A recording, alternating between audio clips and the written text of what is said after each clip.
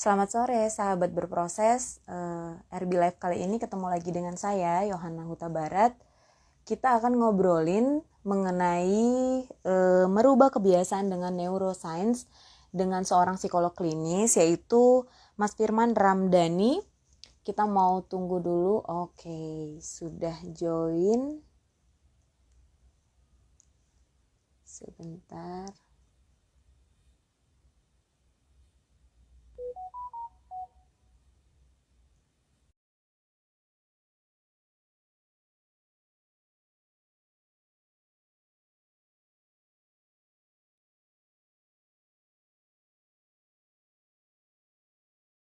Cek, cek, cek. Yes, suaranya masuk, Mas. Sore, Mas Firman. Sore. Ntar, wait. Oke, Gimana kabarnya?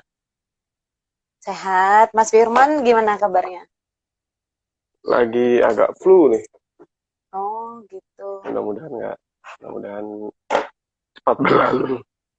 Oke, ya, amin. Tiga bindeng. Ya, mm-mm. Mungkin tadi aku sudah perkenalkan diri dan juga kasih tahu topik kita yang Hmm, akan kita obrolkan hari ini, Mas. Jadi mungkin Mas Firman siap. boleh memperkenalkan diri, silakan. Oke. Assalamualaikum warahmatullahi wabarakatuh. Teman-teman semua, salam kenal. Nama saya Firman Ramdhani, saya psikolog klinis. Saya praktek di beberapa tempat. Jadi kalau perkenalannya biasanya gini. Kerjaan utamanya adalah full time sebagai seorang ayah dari tiga bocah-bocah. Terus part-time-nya sebagai psikolog klinis di dua tempat sekarang di Rumah Sakit Brawijaya Duren 3 dan juga di Personality Development Center itu di Jakarta Selatan dua-duanya. Tinggalnya juga Jakarta Selatan jadi semuanya di Jaksel. Ngajar juga, lagi ngajar di Al Azhar dan sekali bantu juga di UP. Jadi bantu juga di beberapa komunitas dan jadi pembicara di beberapa tempat. Gitu kali kurang lebih. Oke, iya, terima kasih Mas Firman. Nah, ini kalau ini kan teman-teman mungkin melihat kita apa namanya live-nya menggunakan Instagram mindandbrain.id ya. Mungkin Mas Firman mau Hmm. ini dulu mau sharing mengenai platformnya. Oh iya bener lupa. Ya, jadi saya buat media edukasi namanya mindandbrain.id. Mind and Brain ini sendiri sebenarnya ya karena sering suka nulis, jadi awal-awal sering nulisnya di PDC, di platform PDC, terus pengen punya tulisan sendiri yang agak panjang, buatlah satu platform blog di website, mau buat video juga, jadi website namanya mindandbrain.id itu banyak tulisan-tulisannya, buat blog juga, buat video juga, di YouTube, podcast juga, intinya bagaimana kita mengubah, bukan merubah ya, mengubah otak dengan mengubah mindnya.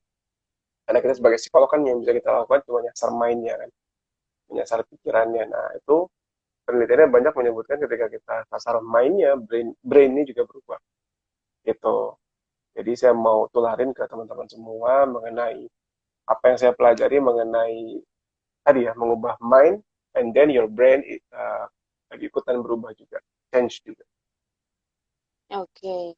Ya, berarti ini tepat banget ya. Kita ambil topik ini pas banget lagi membahas tentang bagaimana merubah kebiasaan dengan neuroscience ya. Jadi Hmm, ada kaitannya sendiri memang dengan brain, lalu hasilnya adalah ke perilaku ya, Mas. hmm. Ya, mungkin aku mau ini dulu deh, mau tanya sebenarnya neuroscience itu apa, Mas? Karena untuk kita sendiri mungkin di beberapa kampus ya mengenai edukasi neuroscience itu masih sangat minim. Itu sudah Oke. kita di psikologi, apalagi untuk orang yang non psychology ya. Jadi mungkin Mas Firman boleh share dulu apa itu neuroscience? Jadi ya neuroscience ilmu yang mempelajari cara kerja otak. Nah, dan aplikasinya bedanya dengan neurolog gitu ya. Neurolog itu dokter yang memang melakukan tindakan di apa namanya di otak, di sistem saraf manusia, biasanya dengan obat atau dengan tindakan-tindakan lainnya. Nah, kalau di neuroscience sendiri itu risetnya itu sebagai area area ilmu yang mengadakan sebuah penelitian mengenai perilaku manusia kaitannya dengan cara kerja otak. Gimana cara kerja otak tertentu mempengaruhi perilaku tertentu. Nah, area neuroscience sendiri tuh banyak banget. Ada neuroscience marketing di gimana penjualan kaitannya dengan cara kerja otak, di pendidikan juga ada gitu. Jadi penelitian neuroscience itu banyak. Intinya semuanya bagaimana dengan cara kerja otak itu. Ada yang dikaitkan dengan marketing, ada yang dikaitkan dengan pendidikan, dan relatif sebenarnya baru, karena kalau dihitungan baru itu kan artinya ya mungkin 30 tahun, 40 tahun terakhir lah yang ada advance. Nah, sebelumnya kita minim sekali informasi mengenai otak. Karena apa? Karena memang alat untuk scan-nya sendiri sedikit. Gitu. Jadi untuk brain scan itu sedikit. Nah, sekarang makin banyak alatnya, makin canggih, makin banyak pula risetnya. Nah, kalau dulu hampir hampir susah riset di otak itu susah. Makanya psikologi sendiri dulu awalnya rootnya adalah filsafat. Filsafat. Jadi filsafat tentang manusia. Socrates, Plato, Aristoteles. Nah, itu mereka memperhatikan, meneliti tentang manusia, terus mereka buatlah berbagai teori-teori tentang manusia. Lalu berakar menjalar ke berbagai teoris yang kontemporer gitu ya, kayak misalnya Freud, Jung dan seterusnya lah. Nah, baru ke situ awalnya filsafat. Tapi kesini kesini udah mulai mengarah ke neuroscience. Makanya udah mulai ada kalau di luar itu fakultas psikologi udah ada neuroscience and psychology biasanya gitu. Ya. Mhm. Karena memang si neuroscience itu nggak bisa dilepaskan sih sama psikologinya karena eh, akan meneliti behavior banget, jadi psikologi banget. Di luar sih udah nggak bisa, hampir nggak bisa dilepaskan ya neuroscience dan psikologi Mm, gitu. mm, mm. Oke. Sebenarnya setiap orang itu perlu nggak sih Mas memahami neuroscience itu sendiri? eh untuk beberapa level mungkin perlu kali ya. Jadi nggak mesti yang ngejelimet, justru langsung aplikasinya aja. Nggak usah baca Mhm, risetnya, mungkin dengar dari ahli gitu ya. Jadi misalnya gini, banyak teman-teman saya yang lagi di kuliah di neuroscience, jadi meneliti dia mereka meneliti, em, mereka tuh cerita kalau meneliti otak aja itu susahnya minta ampun karena datanya itu sulit sekali, nggak seperti data kalau psikologi kan dulu kan kita peneliti itu pakai psikometri namanya. Kita ya. kasih kuesioner, kita cek validitas, reliabilitasnya, terus lalu kuesioner itu bisa bisa menghasilkan teori lah. Mhm, Dan misalnya kuesioner motivasi, yang kaitan antara motivasi dengan apa gitu ya, itu bisa jadi penelitian, mungkin ruang berproses bisa bikin penelitian juga tuh. Motivasi milenial dalam menghadapi pandemi misalnya, kan pakai kuesioner tuh. Nah, berangkat sekarang udah mulai canggih lagi, jadi bukan cuma psikometri tapi neurometrik atau mhm, biometrik. Jadi penelitian itu based on gelombang otak, based on perubahan di level kortisol di dalam tubuh gitu. Jadi udah sampai ke situ. Di luar mhm, saya udah sampai ke situ. Jadi ada teman juga yang lagi kuliah, satu kolega sama saya di PDC, di Mas Insan ini kita diskusi, dia cerita gimana dari MRI, eh, hasil MRI jadi gambar yang ada di jurnal-jurnal psikologi itu, di mhm, jurnal-jurnal neuroscience itu luar biasa panjang prosesnya gitu. Nah, untuk masyarakat umum sebenarnya belajarnya langsung praktisnya aja, mungkin jadi dari peneliti nanti para pakar peneliti itu buat jurnal, nanti profesional kayak saya ini yang bukan mhm, fokus di riset gitu ya, atau mungkin komunitas-komunitas seperti ruang berproses atau komunitas lainnya atau di Mind and Brain juga, itu kita terjemahkan dalam tulisan yang lebih praktis. Misalnya peneliti neuroscience menyebutkan otak anak usia 4 tahun 4 bulan, sorry, 4 bulan itu sudah aktif di bagian memindai wajah, bagaimana otak mhm, orang dewasa. Nah, artinya diterjemahkanlah dalam sebuah sebuah sebuah kalimat gitu ya, bahwa kita harus aware betul sebagai seorang tua ketika anak kita udah masuk usia 4 bulan, artinya di situ dia udah nangkep bahwa mhm. ini ekspresi senang wajah, takut, marah gitu ya, dia udah nangkep gitu. Jadi kita kita mesti aware, jangan-jangan selama ini yang kita kasih ekspresi marah terus. Atau ada juga penelitian yang menyebutkan otak emosi anak itu amigdala namanya sudah aktif sejak dalam kandungan. Artinya kita Mm-mm. perlu concern betul dengan bagaimana well-being si anak, emosi si anak ketika dalam kandungan, mungkin lebih fokus ke ibunya supaya ibunya nggak stres. Ketika sudah lahir, artinya ketika dia tantrum, ketika dia marah, dia nangis, kita perlu bantu dia nenangin diri karena memang otak emosi sudah aktif.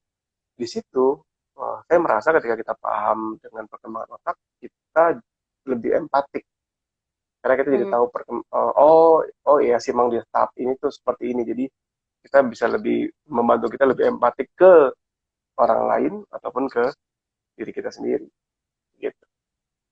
Mm-mm. Oke, ya. Kalau gambaran mudahnya menggambar ini ya, mungkin kita mengedukasi, mungkin bisa hmm, ini dipakai untuk orang-orang yang sedang mempelajari psikologi karena hmm. aku sendiri pun Mas lagi ambil mapro dan lagi proses menyelesaikannya. Kita tuh minim banget Di ya mana? penjelasan di Unika Mas, Unika Sugio Atma Pranoto, Jaya. Oh gitu. Semarang.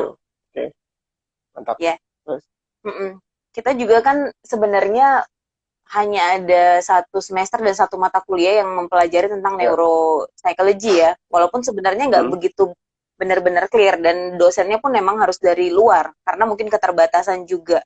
Ini memang sudah hmm, dijelaskan juga memang untuk alat scan-nya sendiri untuk kita mengetahui neuro itu sangat terbatas dan harganya juga mahal kalau mau diadakan di setiap kampus untuk disosialisasikan mungkin ya. ya untuk diedukasi.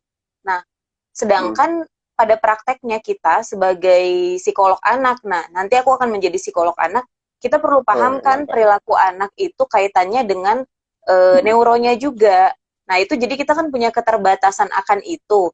Nah mungkin di yang aku mau pertanyakan gambaran apa ya, cara dasar deh, cara simple, sederhana awal untuk mempermudah kita sebagai orang-orang yang sedang mempelajari perilaku dan mengkaitkannya dengan neuro ini, apa yang harus kita lakukan, Mas? Ini buat siapa? Buat praktisi, profesional, atau Boleh buat untuk awam? ya untuk praktisi boleh, untuk awam boleh, karena Oke. mau kita bilang ke awam pun praktisi juga masih sangat terbatas akan itu. Oke. Kalau Mm-mm. buat awam, saran saya better belajar basicnya. Artinya mau nggak mau kita mesti belajar fungsi anatominya, terus bagian-bagiannya apa aja itu mesti hatam dulu.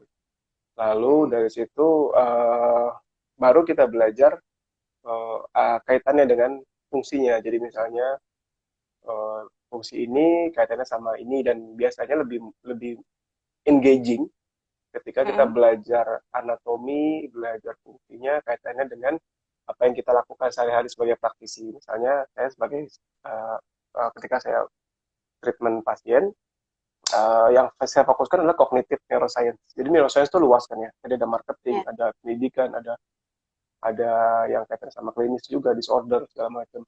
Utamanya yang kita pelajari ada cognitive neuroscience, di mana fungsi kognitif kita itu diceritakan di dalam ranah neuroscience, termasuk nanti kita bahas mengenai perubahan gitu ya, perubahan Mm-mm. perilaku. Utamanya di situ. Jadi karena kita pakai itu buat ngejelasin orang, kita jadi Mm-mm. apa ya, agak lebih fun gitu ya, agak lebih engaging gitu, agak lebih terikat ke Mm-mm. situ. Dan memang belajar itu dari apa yang saya pelajari, dari apa yang saya praktekkan nggak akan cukup sekali. Jadi teman-teman perlu berulang-ulang, mengulang-ulang, baca lagi, ikut course-nya dan seterusnya sampai akhirnya itu jadi apa ya, jadi pembiasaan kita lah, Muhammad. Mm-mm. pemahaman kita. Dan mungkin buat orang yang awam, sebenarnya banyak banget buku-buku yang sebenarnya simple gitu ya, yet menjelaskan neuroscience tapi umum gitu ya, bahasanya bahasa populer nih. Misalnya nih, mungkin dirimu tahu nih, The Whole Brain Oh Child, ya, Stephen ya, Spiegel, ya. atau mungkin apalagi banyak sebenarnya, tapi ya agak jauh bisa diambil. Ini misalnya, Oke. ini lucu nih, Mind and Brain Graphic Mm. Guide, isinya gambar-gambar, lucu Oh. banget. Mm-mm. Ini ada di Books and Beyond, apa di Mm-mm. Caritas gitu ya. Murah, 100 ribuan gitu. Worth it lah. Mm-mm. Nah, apa namanya? mulai dari situ. Makanya saya suka hunting kalau misalnya lagi ke mall gitu ya. Meskipun lagi pandemi jadi nggak ke mall lagi ya. Saya kalau lagi ke mall gitu suka cari-cari pokoknya semua yang berkaitan dengan brand udah saya beli deh. Mhm. Dan itu saran saya buat orang-orang awam karena itu mudah dicerna, dia nggak ngejelasin ngejelimet mengenai proses risetnya, langsung ke hasil risetnya aja gitu ya. Ada satu buku yang menarik judulnya The Teenage Brain. Kebetulan buku lagi dipinjam tuh, Mhm. dibalikin. Nah, itu bagus banget. Itu gimana jelasin semua. Jadi ceritanya point of view-nya dari seorang neuroscientist, which is dia adalah seorang neuroscientist, dia seorang ibu juga. Nah, Mhm. terus dia ceritain gimana dia ngadepin anaknya remaja, habis itu Mhm. dituangin ke teori-teori neuroscience-nya. Anak saya tuh begini-gini, dia ada masalah sama temennya. Memang kalau dari otak anaknya tuh, dari otak remaja tuh gini-gini, wah seru banget. Seru banget. Itu jadi buat anak orang awam, saya saranin kalau mau belajar dari buku-buku populer yang pastinya berbahasa Inggris, mau nggak mau ya. Karena di Indonesia Iya sih. agak susah. Tapi nggak apa-apa. Artinya, sekali lagi, pembiasaan itu, eh, apa namanya, awalnya mungkin susah belajar baca bahasa Inggris, tapi kalau sering lama-lama jadi mudah Mhm. gitu. Mhm. Mas Firman nggak ada rencana mau buat buku neuroscience, kan tadi bilangnya kita perlu untuk mengedukasi dengan bahasa yang lebih awam, dan Belum, belum, keterbatasan sekali kan untuk mencari buku bahasa belum, belum. Indonesia yang menjelaskan neuroscience. Belum, belum. Nanti mudah-mudahan lagi buat project bikin CBT, nanti ada neuroscience di Hmm. situ, CBT, tapi Ya. simplified CBT lah. Mau buat itu, tapi dalamnya kan ada neuroscience sedikit. Tapi nggak Hmm. yang ngejelimet banget. Oke. Kita nantikan, Mas. Gitu. Amin. Ya. Amin. Ya, ini aku mulai mengkaitkan dengan perilaku manusia ya. Bagaimana Sip. sebenarnya kaitan neuroscience itu sendiri ke Mm-mm. perilaku manusia dan pola-polanya. Mm-mm. Ya, halo. Ya, suaraku Oh, terdengar. oh, Ya, jelas, jelas. Tadi pertanyaan tau maksudnya. iya, Oh, iya. pertanyaan. Oh, nah, nadanya nggak ada pertanyaan, jadi saya bingung. Oh gitu Betul. ya. Oh iya ya, oke Eh, oke. jadi jadi neuroscience kaitan sama perilaku manusia. Betul. Sebenarnya banyak yang kita bisa pelajari. Cuma saya mau sempitkan di satu area aja, itu memori. Artinya Hmm. setiap kita, jadi perilaku manusia ini semuanya hasil belajar. Setiap kita belajar hal yang baru, itu file pembelajaran itu ada di dalam otak. Ada filenya. Dulu kalau kita ngetik di laptop, itu di handphone, kita ngetik, kita save, ada filenya kan. Nah, atau kita foto, ada filenya. 10 tahun kemudian kita cek lagi selama gadgetnya masih ada, file itu kan tetap ada. Gitu. As it is, bagaimana adanya. Tapi kalau di otak nggak gitu kerjanya. Ketika sudah terekam, Hmm. terekamnya itu bisa kita belajar hal yang baru. Misalnya mungkin teman-teman sini ada yang nonton, terus dia, belajar hal yang baru, itu di otak akan membentuk sambungan saraf baru. Setiap kita belajar hal yang baru, membentuk sambungan saraf baru. Prinsipnya disebut neuroplastisitas. Jadi otak itu plastis, artinya dia bisa meremodel, mengubah modelnya. Karena tadi sel-sel sarafnya bisa nyambung dan bisa melemah, bisa putus, gitu. Sederhananya gitu. Ketika kita belajar hal yang baru, terjadi sambungan saraf. Itu file pembelajaran kita, bagaimana file foto di handphone kita. Bedanya karena ini organ gitu ya, karena ini sel, file Hmm. itu begitu apa ya istilahnya, begitu fragile, begitu vulnerable, begitu modifikatif. Semakin kita ulang-ulang, file itu akan semakin kuat, sambungan saraf itu akan semakin kuat. Ketika semakin kuat, informasi akan semakin cepat, sehingga kita bisa bilang pembelajaran itu menjadi otomatis.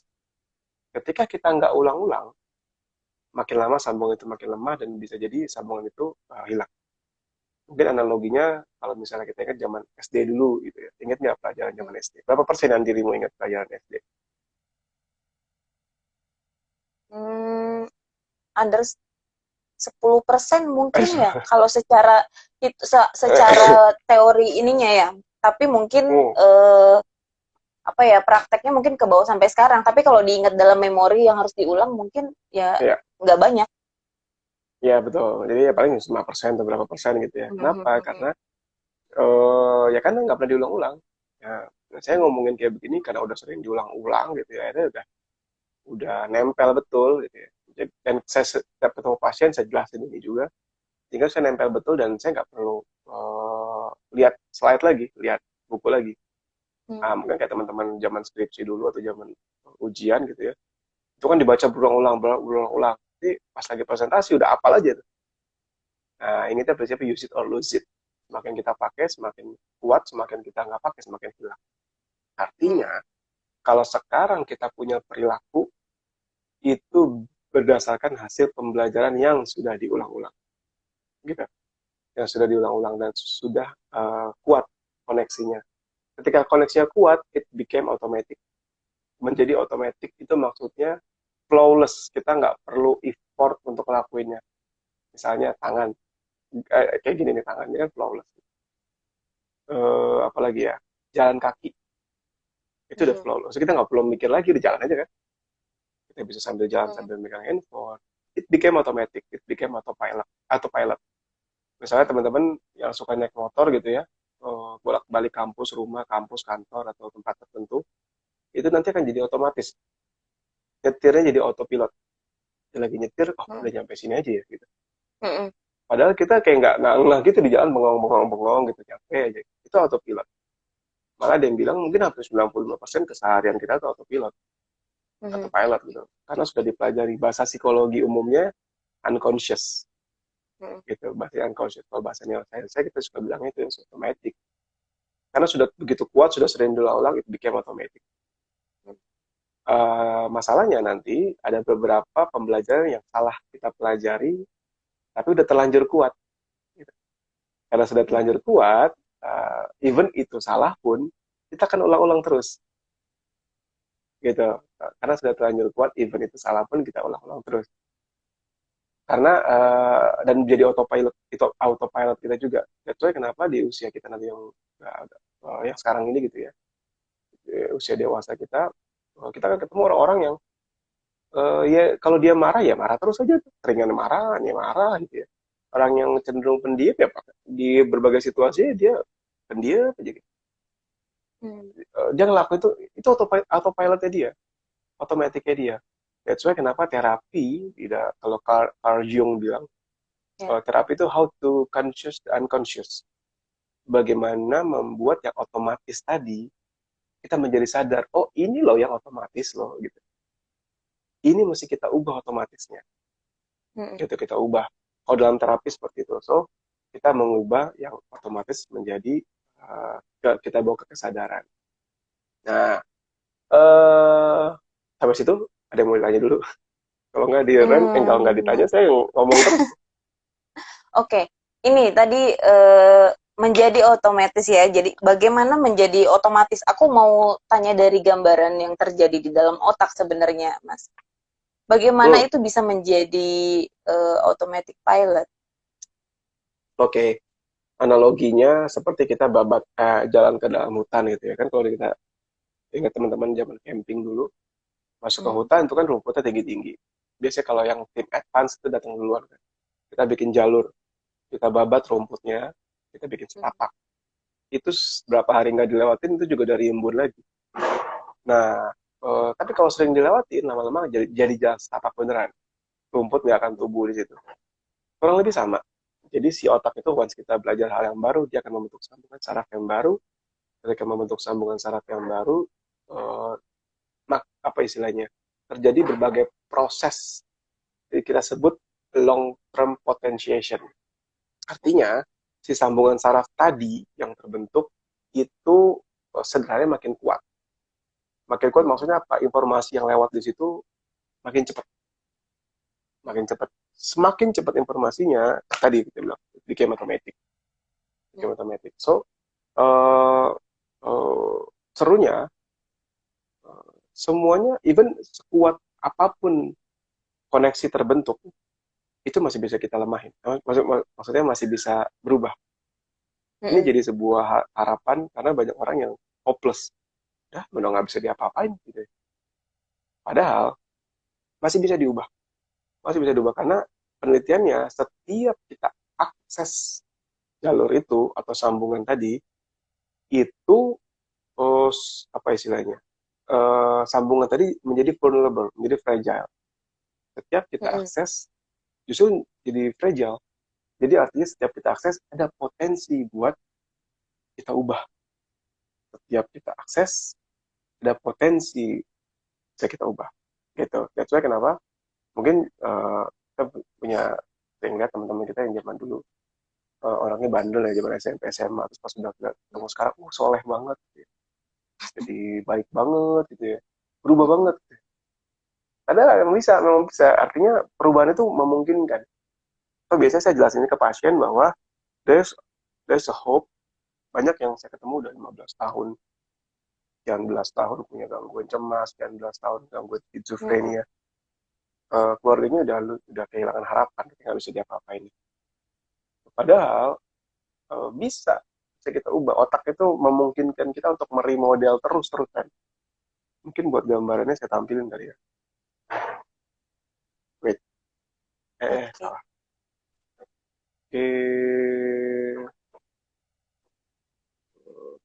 Bentar, bentar, bentar.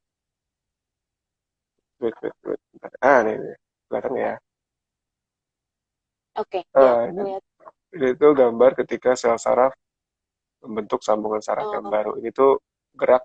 Jadi awalnya dia nggak nyambung, terus dia balik gerak bikin sambungan saraf yang baru. oh, ya, ya. Gitu. Jadi beneran bergerak. Nah, eh, tapi masalahnya tadi ya, once kita nggak ulang-ulang, sambungan itu hilang. Sambungan itu hilang. Ketika kita ulang-ulang, it became semakin kuat, semakin kuat. Kita sebut bahasanya Mm, itu long term potentiation. Kalau dalam neuroscience ya, tapi nggak usah bahas yang long term potentiation, kita bahas yang simple aja. mm. Gitu. Oke, ini aku lupa ingetin sama teman-teman Hmm, kalau ada sekiranya yang mau tanya boleh, itu ada icon di bawah yang gambar tanda tanya, itu boleh teman-teman eh, tulis di situ apa yang mau ditanyakan. Nanti aku akan eh, ini oke. membaca. Mm-mm.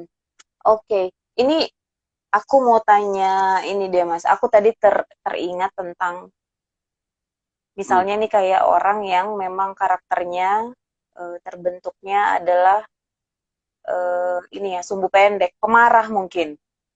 oke. Mungkin karena sistem Ya. iya modeling mungkin ya banyak faktor penyebab sih sebenarnya, tapi mungkin aku ambil Hmm, contoh mungkin melihat dari karakter orang tuanya juga ya. mungkin ya yang juga pemarah. Lalu kan itu menjadi karakter yang lekat untuk dia.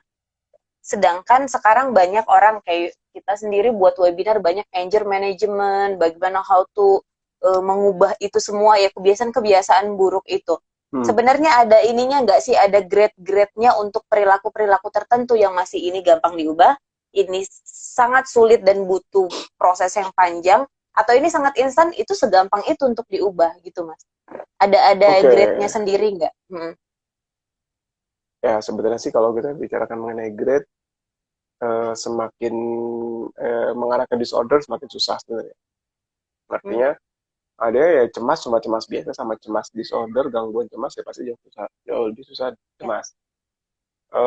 Nantinya kalau dari sudut pandang CBT, terapi, CBT itu cognitive behavioral therapy, yang cukup tergolong susah itu yang apa istilahnya gangguan severe itu seperti personality disorder itu susah. Gangguan kepribadian itu susah, terus gangguan skizofrenia tergolong susah juga, dan drugs addiction itu salah satu yang tergolong susah diubah. Makin mengarah ke gangguan, makin susah diubah. Gitu ya. Tapi bukan berarti nggak mungkin ya, makin susah diubah Ya. aja. Gitu. Segala sesuatunya berarti bisa diubah kalau berhubungan dengan perilaku, Mas. Bisa, kalau kita mengarah dari teori neuroscience, bisa banget. Possible itu, perubahan itu memungkinkan banget. Karena otak mau didesain berubah kok. Malah ada yang agak ekstrim, ya, aduh saya lupa betul. Jadi dia tuh waktu kecil itu kena epilepsi, ada Mm-mm. semacam peradangan di otaknya. Ada di YouTube kok, nanti boleh cari deh. Jadi suka pingsan, suka kayak jatuh tapi ke arah kiri ya nggak salah. Jatuh, Oh. terus dicek, Mm-mm.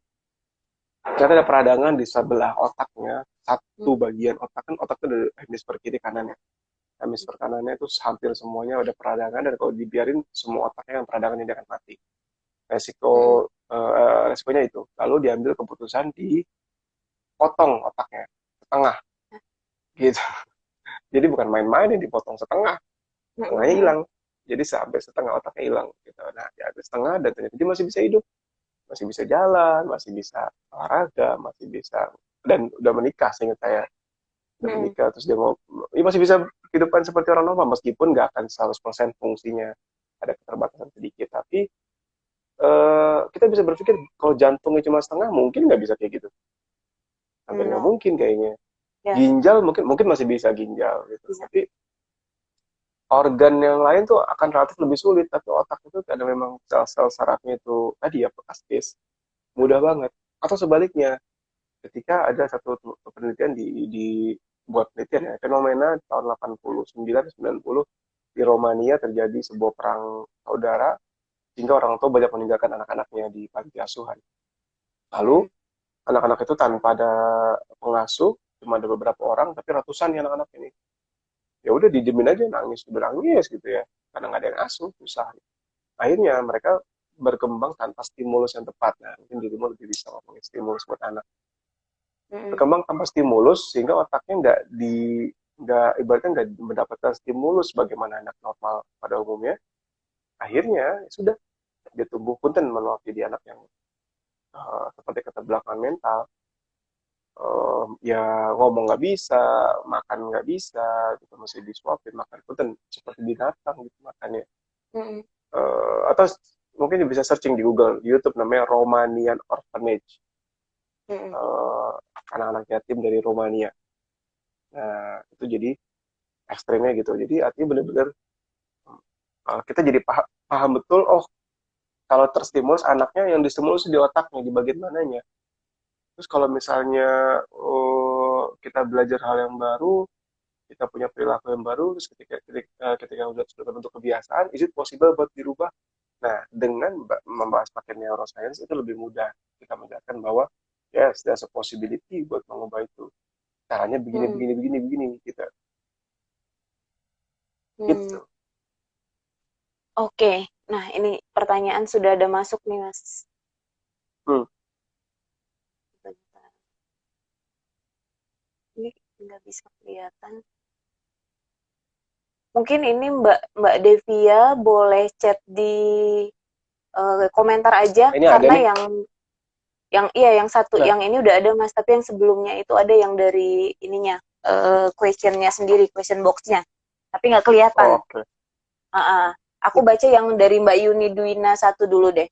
Kak, Ah, berarti untuk pulih dari trauma kekerasan seksual dan di 19 November 2020 kemarin saya, oh ini sepertinya respon tadi yang Mas Firman ya. Di 19 November hmm. 2020 kemarin saya didiagnosa depression.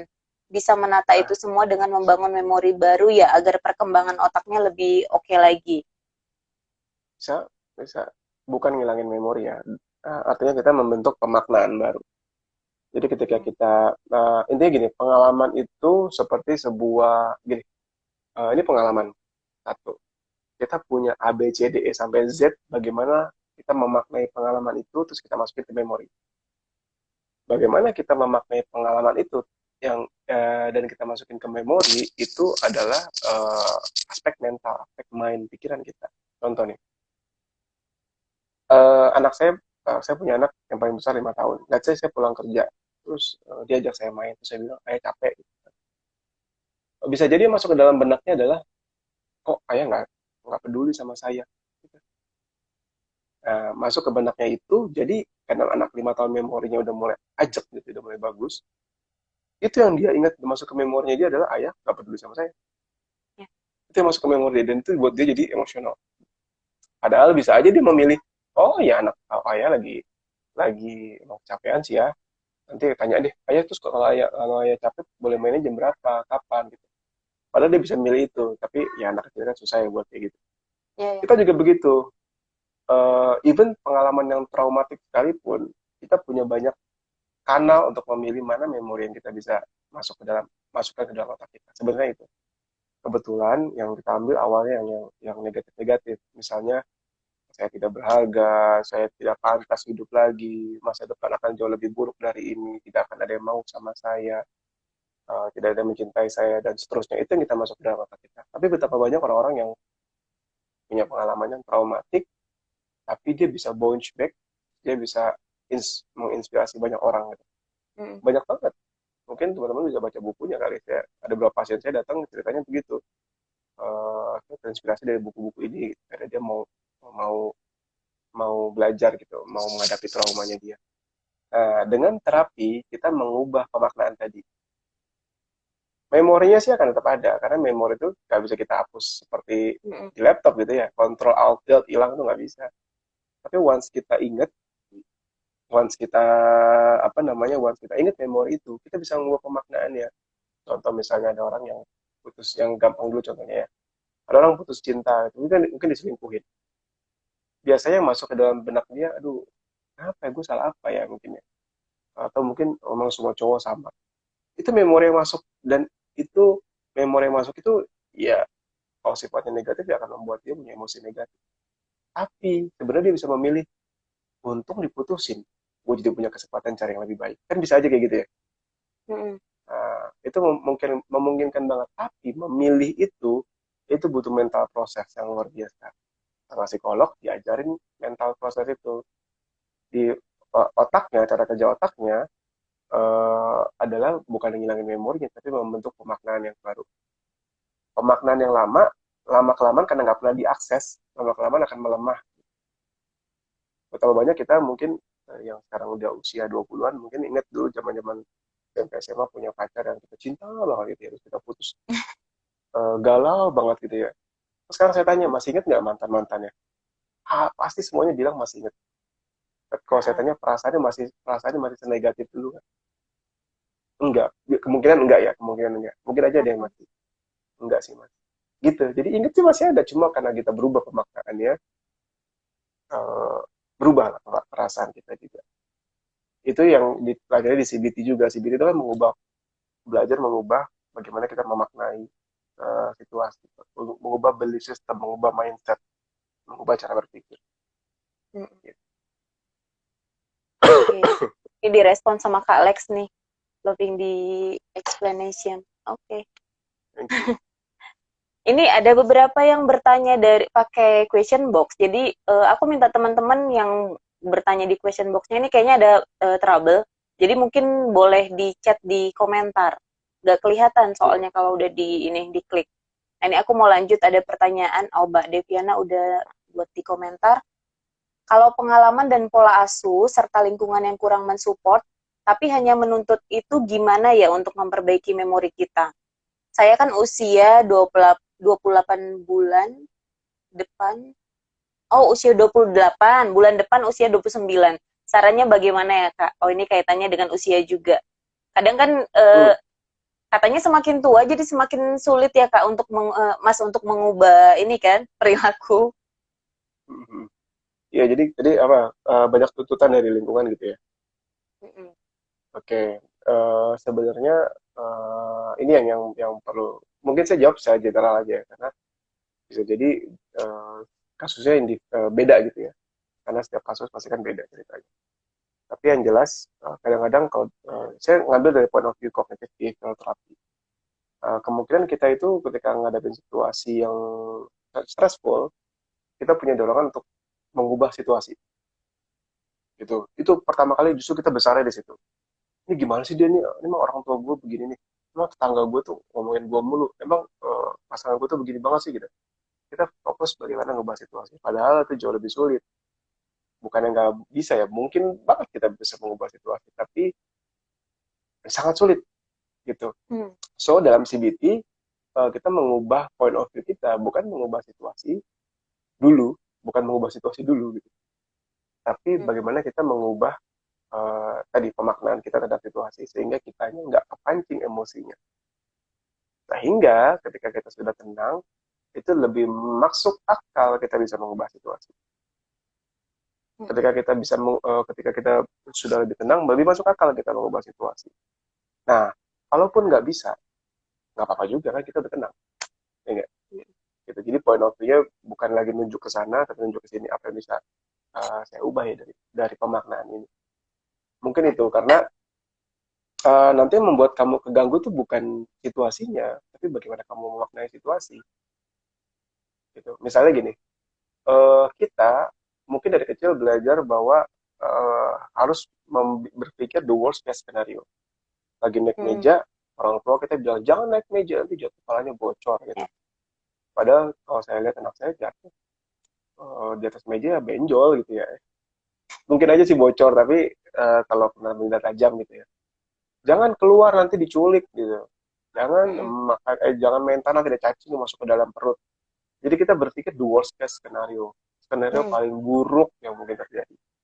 Dan itu pembelajaran dan kita dilatih untuk itu.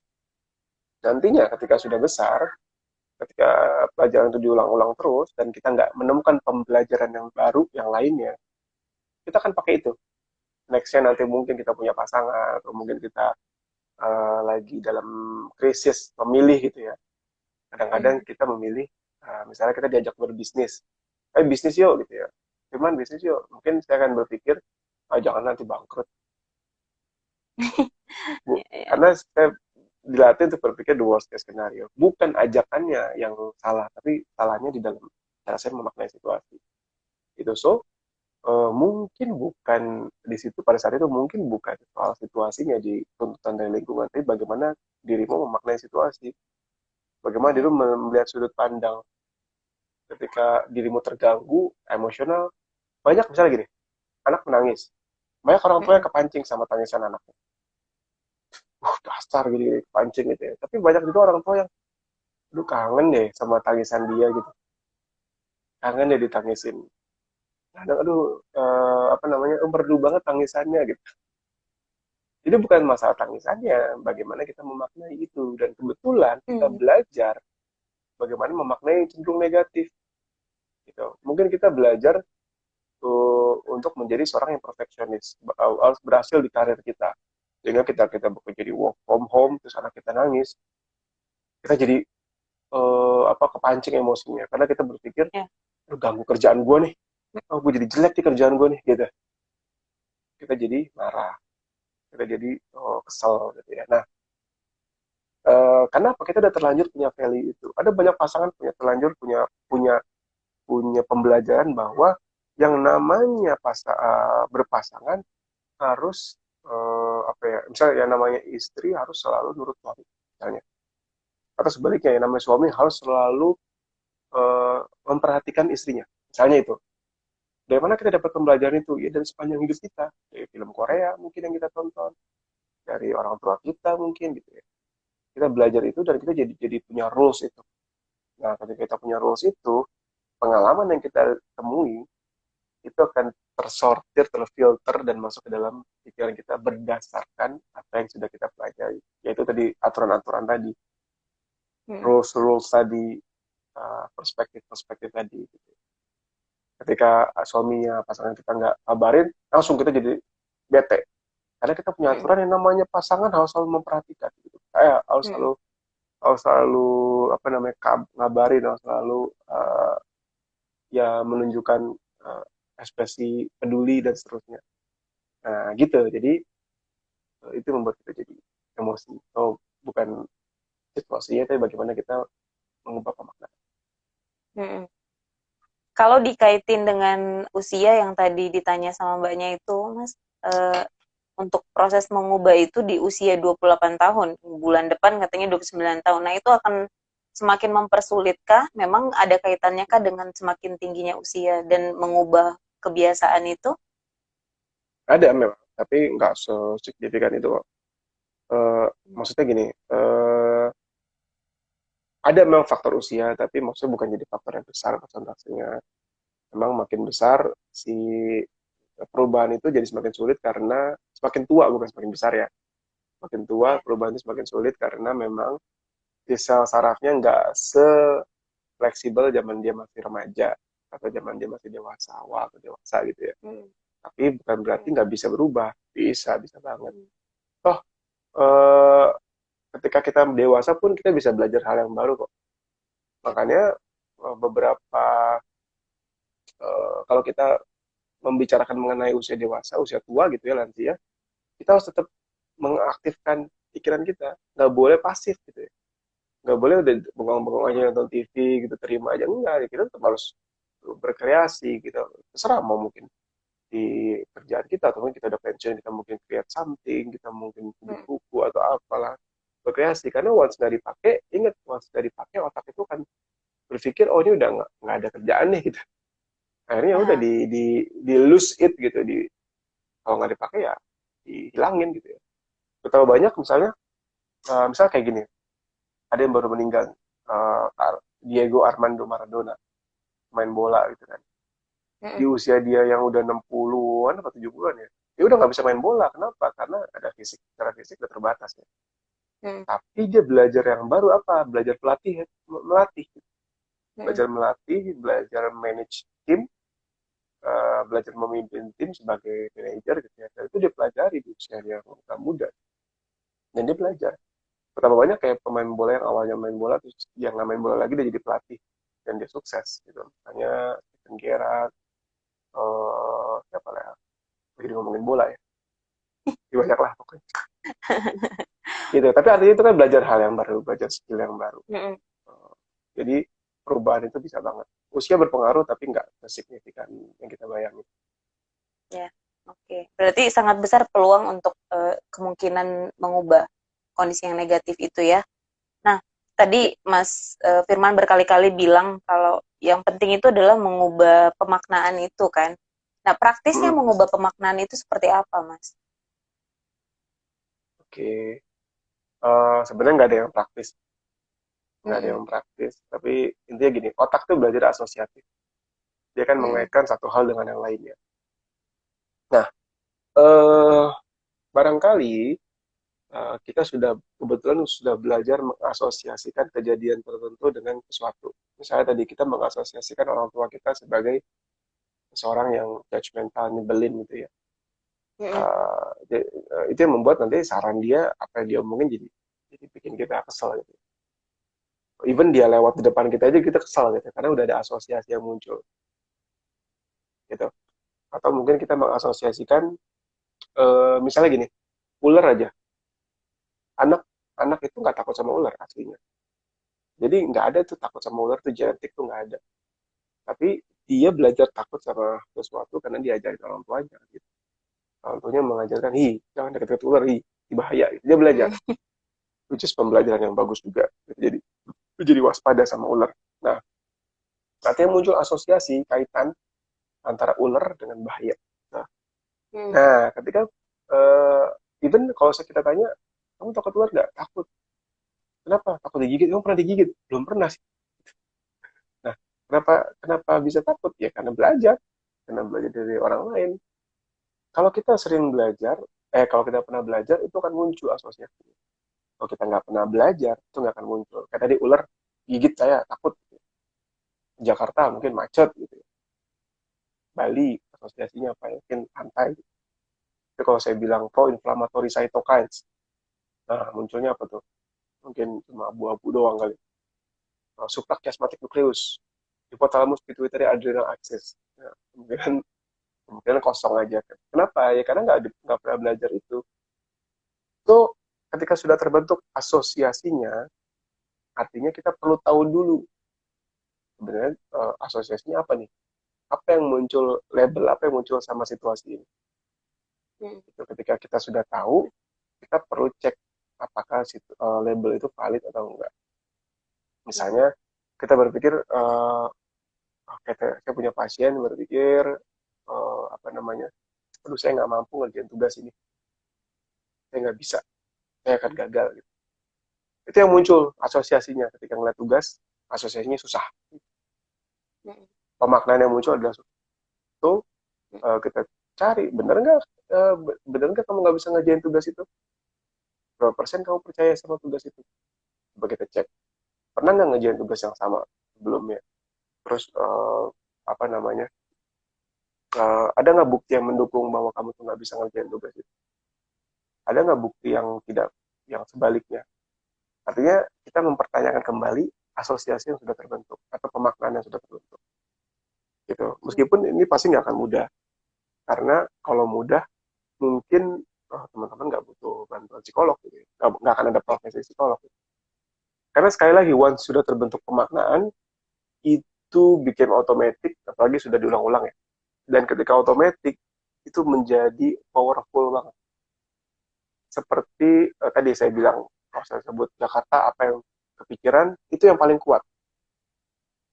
Macet, meskipun tahu banyak tempat-tempat ibadah, tempat-tempat rekreasi gitu ya, ini nggak akan kepikiran.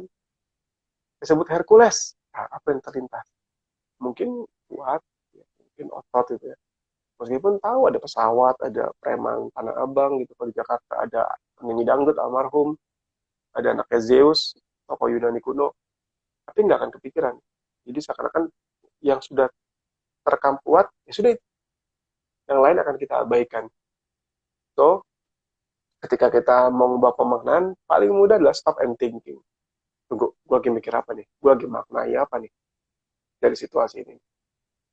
Gitu. Terus kita cek, bener nggak nih pemaknaan gue? Bener nggak? Jangan-jangan nggak valid nih, nggak bener nih. Jangan-jangan ada bukti yang lain, ada fakta yang lain. Karena kita cenderung, once kita punya pemaknaan, kita cenderung percaya 100% sama itu. Itu masalahnya. Teman-teman berpikir, ini saya tuh nggak disukain sama teman-teman saya. Muncul pikiran itu, dan kita pasti percaya 100%. Ada ular, ular lewat, terus kita takut. Kenapa takut? Takut digigit. Kemungkinan kita akan percaya itu 100%, bahwa kita akan digigit. Padahal, belum tentu. Ada ular datang, lewat doang, dia mungkin lewat doang gitu, mau pulang gitu. Kita kepedean, oh mau digigit padahal dia mau pulang. Atau ular kan gigit kan biasanya kalau karena mengancam ya, orang dia lagi relax, itu lagi santai gitu. Kita udah tegang duluan.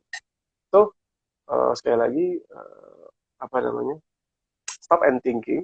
Kira-kira, oh tunggu, gue gak enak banget nih, apa yang gue pikirin nih, apa yang gue maknai dari situasi ini.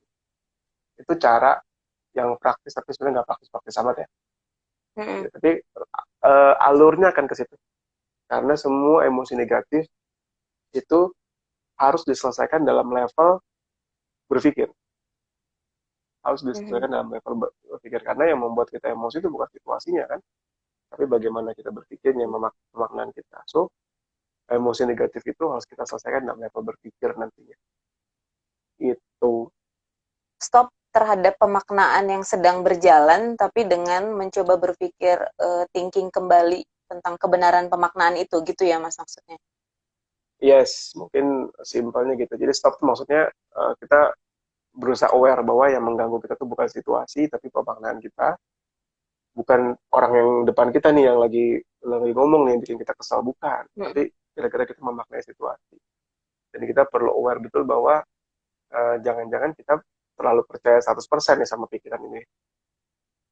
Jangan-jangan buktinya sebenarnya banyak yang lain. That's why kenapa kita pertanyakan, benar nggak pikiran ini? Itu langkah praktisnya, meskipun nanti prosesnya akan jauh lebih panjang.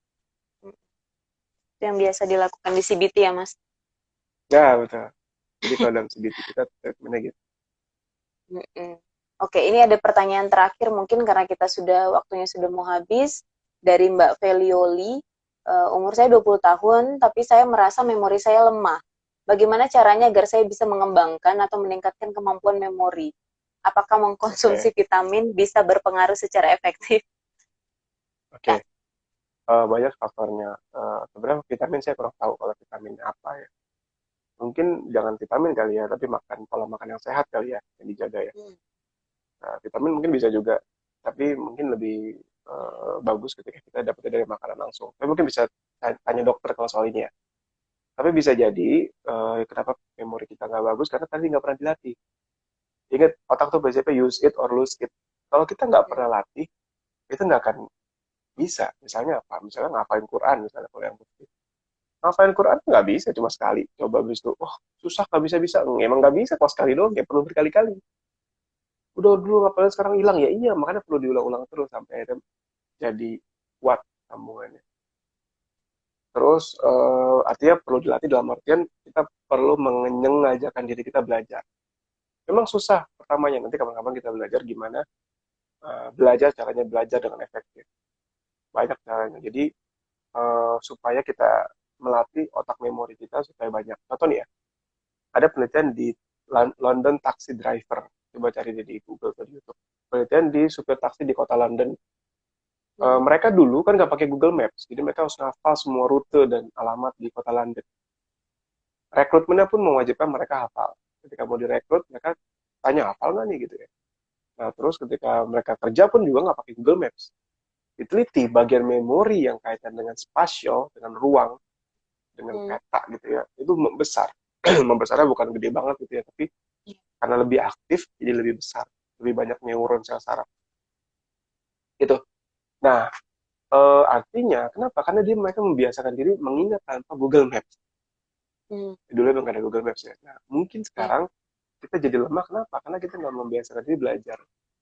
Kita membiasakan diri, misalnya ada buku gitu ya, ada tugas, ya udah kita download aja PDF-nya, jurnalnya gitu ya. Kita baca, kita searching, Ctrl F tentang otak misalnya udah keluar semua, udah tinggal kita copy paste aja, tinggal kita ketik ulang. Kalau dulu kan nggak bisa, kita perlu baca buku, kita ngafalin gitu. Jadi kenapa? Kita terlatih otak kita, membiasakan diri otak kita, memori kita untuk terbiasa belajar. Lalu berikutnya mungkin ada faktor lain seperti tidur, karena tidur itu sangat berpengaruh sama memori. Tidurnya berantakan, gak berkualitas, itu membuat apa namanya? Karena pada saat malam hari tidur malam itu terjadi proses rekonsolidasi memori. Jadi pembelajaran kita hari itu disimpan dalam folder-foldernya gitulah sederhananya gitu. Artinya kalau kita nggak berkualitas tidur malamnya, ya ibaratnya penyimpanan foldernya berantakan. Itu kenapa susah mengaksesnya. Mungkin ada kaitan sama makanan, membuat jadi makanan dan gaya hidup, misalnya olahraga. Olahraga memicu yang namanya BDNF, Brain Derived Neurotrophic Factor, itu yang memicu kesehatan si sel saraf. Kesehatan maksudnya adalah memudahkan si sel saraf atau sel neuron di otak membentuk sambungan-sambungan dan memperkuat sambungan itu. Itu kalau sel sarafnya aja nggak bermasalah gitu ya, nggak sehat, susah lah membentuk sambungan saraf. Atau yang terakhir mungkin karena stres. Terlalu banyak stres itu paling pertama kenanya adalah bagian otak memori. Jadi susah belajar, gampang lupa. Susah nginget, gampang lupa. Susah fokus, susah atentif. Gitu. Nah, ketika bagian-bagian memori kena karena stresnya kronis, gitu ya, kita banyak, mungkin kita berada di abusive family, atau abusive relationship, stresnya sering setiap hari, itu kan membuat kita jadi susah bagian memori kita mengingat. Atau mungkin ada faktor yang di luar faktor itu, yaitu faktor neurologis. Mungkin kita punya masalah seperti demensia, Alzheimer, gitu. Artinya sudah ada degeneratif, penurunan fungsi otak secara ada gara-gara ada penyakit. Gitu ya. Bisa jadi gara-gara itu. Artinya Alzheimer itu seperti orang tua yang lupa, pikun, gampangnya pikun. Kamu bisa terjadi sama anak muda, bisa banget, bisa banget. Karena faktor genetik, karena faktor gaya hidup, dan sebagainya. Gitu. Oke, mudah-mudahan terjawab ya pertanyaannya. Nah, ini kita udah di akhir, Mas. Udah 1 jam ngobrol. Mungkin closing statement yang bisa di-sharekan oleh Mas Firman untuk bagaimana sih harusnya secara neuroscience-nya ya, kita sebagai manusia yang memiliki pola atau perilaku yang negatif, yang sepertinya itu sudah sulit ya, memang sudah melekat ke kita, bagaimana untuk mengubahnya. Oke, artinya selalu paham betul bahwa semua itu hasil proses belajar. Dan belajar itu ada di otak. Ini kapan-kapan kita lebih detail, jadi baru jelas aja. Belajar itu ada di otak. Artinya kita perlu cari tahu bagaimana cara otak belajar. Dan kalau kita punya pembelajaran yang terlanjur terekam yang negatif, misalnya kayak tadi ya, kita belajar untuk selalu berpikir the worst case scenario, kita bisa mengubah pembelajaran itu dengan belajar ulang, dengan mengubah bagaimana memaknai situasi. Dan itu adalah sebuah keterampilan yang perlu kita pelajari sebenarnya.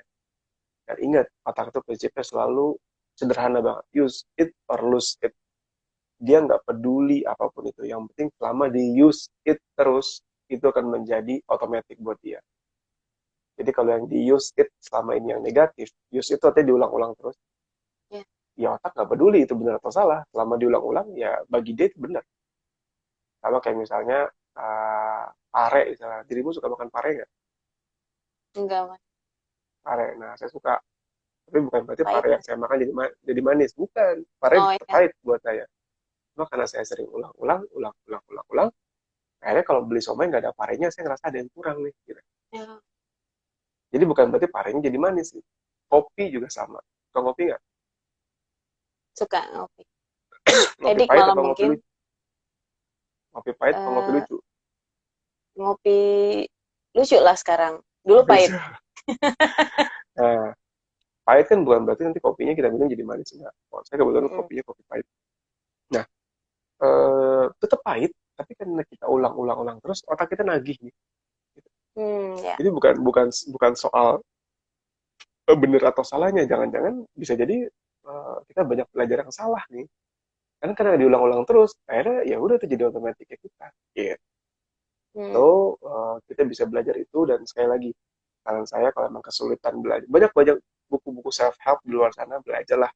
Tapi kalau kesulitan jangan sungkan, karena sangat masuk akal minta bantuan ke psikolog atau Ya. profesional ya. Karena memang tadi yang once kita punya pembelajaran, it became automatic, it became hard, makin susah buat kita keluar dari pembelajaran itu. So, ketika ada uh, profesional, itu membantu kita, memudahkan kita membentuk pembelajaran yang baru. Gitu. Oke, terima kasih Mas Firman. Sama-sama. Mudah-mudahan ada waktu baik lagi yang bisa kita ngobrol lebih deep. Dan nanti Amin. juga teman-teman beberapa waktu yang akan datang kita akan ada webinar bersama Mas Firman. Kalau ada yang nanti akan Oh iya benar. diposting, jadi secret dulu judulnya apa, topiknya apa. Jadi tunggu pantengin di Instagram kita. Nanti boleh langsung tanya. Kalau sekarang terbatas hanya via chat, nanti kalau di webinar boleh nanya langsung sama Mas Firman. Gitu ya. Terima Sip. kasih Mas, sehat selalu. Semoga cepat sembuh Sama-sama. pulih flu-nya. Iya nih. Amin. Mm. Masih bindeng. Oke, ya. Oke. Selamat sore Mas Firman. Sehat Sore. selalu. Sukses. Sehat-sehat semuanya. Terima kasih. Ya.